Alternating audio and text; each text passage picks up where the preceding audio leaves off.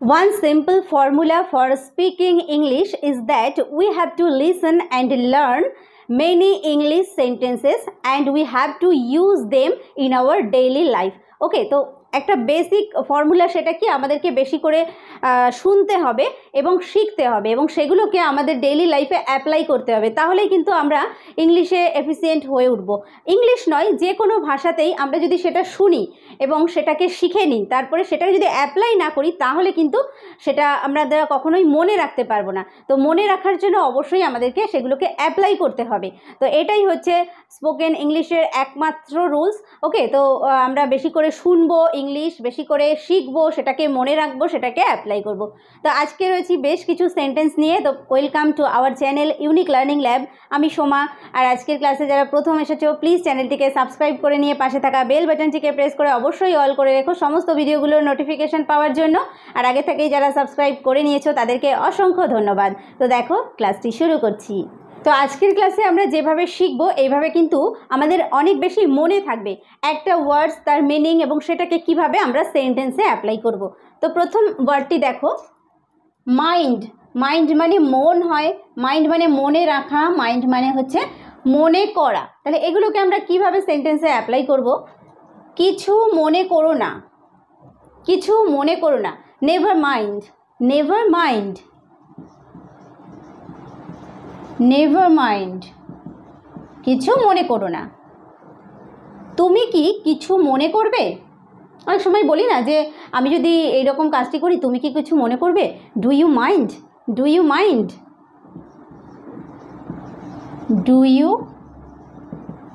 Mind, তুমি কি কিছু মনে করবে? আমি কিছু মনে করিনি। আমরা বলেই থাকি যে না না আমি কিছু মনে করিনি। I don't mind, I don't mind, I don't mind, আমি কিছু মনে করিনি। সে তার মন পরিবর্তন করেছিল।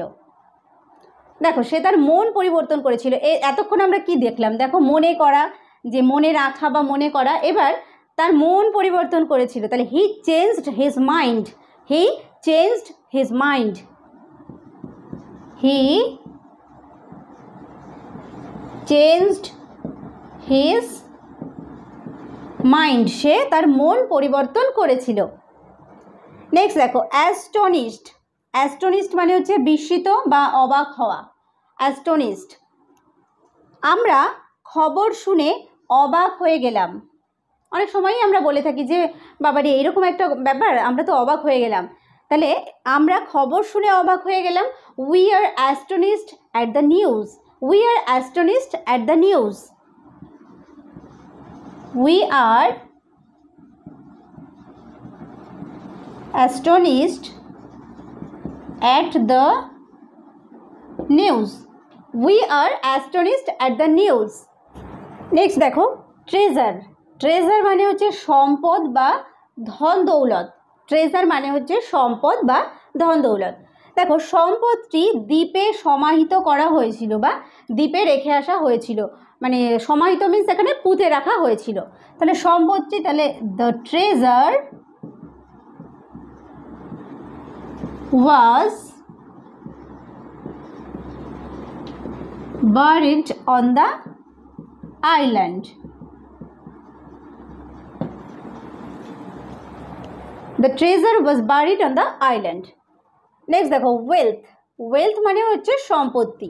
তাহলে স্বাস্থ্য ধন সম্পদের চেয়ে উত্তম। অর্থাৎ আমরা অনেক সময় বলি না যে ধন সম্পত্তির চেয়ে আমাদের স্বাস্থ্যই কিন্তু আসল সম্পদ, তো এরকমও বলা হয়। তাহলে স্বাস্থ্য ধন সম্পদের চেয়ে উত্তম।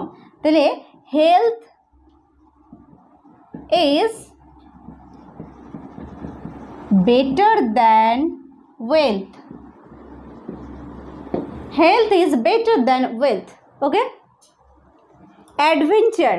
অ্যাডভেঞ্চার মানে হচ্ছে দুঃসাহসিক কাজ। অনেক সময় বলি না যে বেশ অ্যাডভেঞ্চার আমার দেখতে ভালো লাগে বা অ্যাডভেঞ্চারাস স্টোরি শুনতে ভালো লাগে, মানে দুঃসাহসিক কাজ করব।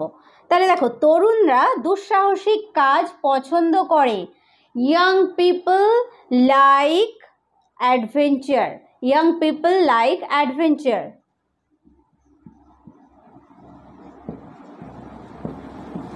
Young people like adventure. Okay, young people like adventure. roam, ROAM, roam মানে হচ্ছে ঘুরে বেড়ানো। দেখো সমভূমি জুড়ে বন্যপ্রাণী ঘুরে বেড়াতো, তাহলে wild animals roamed across the plains. wild animals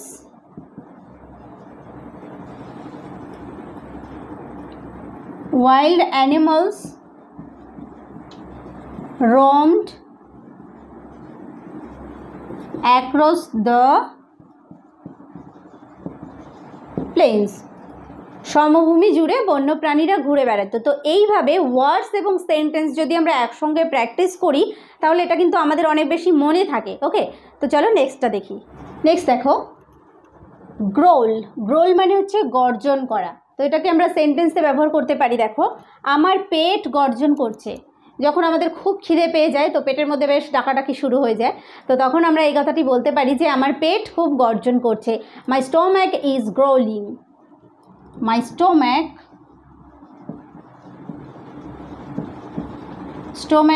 is growling. Okay, my stomach is growling. কুকুরটি ছোট ছেলেটিকে গর্জন করেছিল। তো কুকুর যখন খুব রেগে গিয়ে ঘেউ ঘেউ করে তখন সেটাকে গর্জন করা বলি। তাহলে কুকুরটি ছোট্ট ছেলেটিকে গর্জন করেছিল। দ্য ডগ, এখানে গ্রোল রয়েছে, গ্রোলড। The dog growled at the little boy. The dog growled at the little boy. Okay, the dog growled at the little boy. GAZD, gaze. gaze মানে স্থির দৃষ্টি, নাহলে কারোর দিকে এইভাবে একভাবে তাকিয়ে যদি থাকা হয় তো তখন তাকে বলা হয় গেজ। দেখো, সে আমার দিকে তাকিয়ে রইল, তার মানে সে এক দৃষ্টিতে তাকিয়ে রইল। হি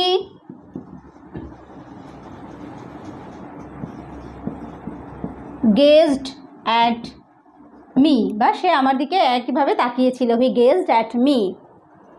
কুইং। কুইং মানে হচ্ছে ঘুঘু পাখির ডাক। কল অফ ডাভস, ঘুঘু পাখির ডাককে বলা হয় কুইং। দেখো, ঘুঘু পাখিরা গাছে ডাক ছিল, তাহলে the doves were cooing on the trees.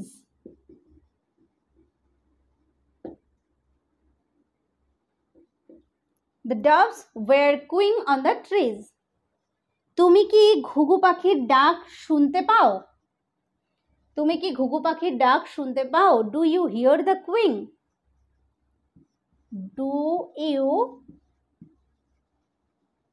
hear the cooing? তুমি কি ঘুঘু পাখির ডাক শুনতে পাও? Do you hear the cooing?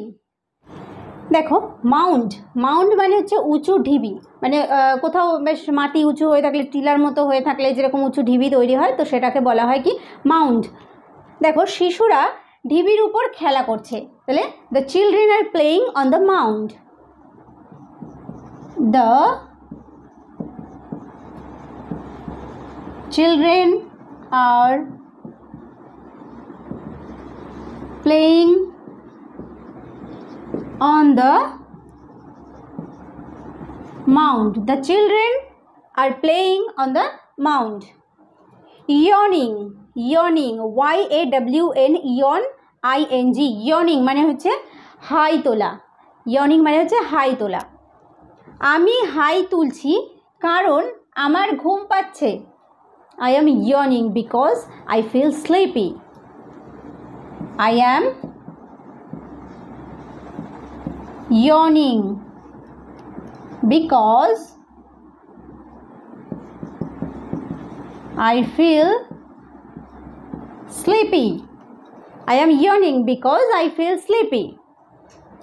Gale, GALE, gale. Gale মানে ঝড় বা স্টর্ম, বা প্রবল জোরে যখন বাতাস বয় সেটাকে আমরা বলি গেল। তো দেখো, বাইরে প্রবল ঝড় হচ্ছে। বাইরে প্রবল ঝড় হচ্ছে। It's blowing a gale out there. It's blowing a gale out there. It's blowing a gale out there. Necessary. Necessary মানে হচ্ছে প্রয়োজনীয়। আমি অনুভব করেছিলাম এটা প্রয়োজনীয়। I felt it was necessary. I felt it was necessary. I felt it was necessary. I felt it was necessary. আমি অনুভব করেছিলাম এটা প্রয়োজন ছিল। দেখো অবজার্ভ। অবজার্ভ মানে হচ্ছে লক্ষ্য করা বা পর্যবেক্ষণ করা। লক্ষ্য করা বা পর্যবেক্ষণ করা মানে কোনো জিনিস আমি বেশ মানে খুব ভালোভাবে লক্ষ্য করাকেই বলা হয় পর্যবেক্ষণ করা। আমি এখানে পর্যবেক্ষণ করতে এসেছি। I am just here to observe. I am just here to observe. I am just here to observe. আমি এখানে পর্যবেক্ষণ করতে এসেছি। MEAN মিন। মিন মানে হচ্ছে মানে বোঝানো। মিন মানে হচ্ছে মানে বোঝানো। আমি বলতে চাইছি I mean that. I mean that. আমি বলতে চাইছি তারা কি বোঝাতে চাইছে? What do they mean? তারা কি বোঝাতে চাইছে? What do they mean? What do they mean? What do they mean? তারা কি বোঝাতে চাইছে? ফ্রুটি। ফ্রুটি মানে হচ্ছে সুস্বাদু। ফ্রুটি মানে হচ্ছে সুস্বাদু। এই পানীয় সুস্বাদু। This drink is soft and fruity. অনেক সময় এরকমভাবে বলা হয় this drink is soft and fruity. তার মানে হচ্ছে কোমল এবং বেশ সুস্বাদু। This drink is soft and fruity. Assure. Assure মানে হচ্ছে নিশ্চিত করা, মানে কাউকে আশ্বাস দেওয়া, কাউকে একদম নিশ্চিত করা, সেটাকে বলা হয় assure. আমি তোমাকে আশ্বাস দিচ্ছি বা আমি তোমাকে নিশ্চিত করছি। I assure you. I assure you. I assure you. কোনো বিষয় যখন নিশ্চিত করা হয় তখন বা নিশ্চিতভাবে বলা হয় তখন বলা হয় I assure you. ওকে, তো আজকের ক্লাসে আমরা বেশ কিছু ওয়ার্ডস শিখলাম এবং সেগুলোকে আমরা কিভাবে সেন্টেন্সে অ্যাপ্লাই করব সে বিষয়ে জানলাম। তো ভিডিওটি ভালো লাগলে অবশ্যই লাইক করো, কমেন্ট করো, বন্ধুদের সঙ্গে শেয়ার করো। চ্যানেলে প্রথম হয়ে থাকলে সাবস্ক্রাইব করতে ভুলো না। ভিডিওটি শেষ পর্যন্ত দেখার জন্য থ্যাংক ইউ। দেখা হবে নেক্সট ভিডিওতে।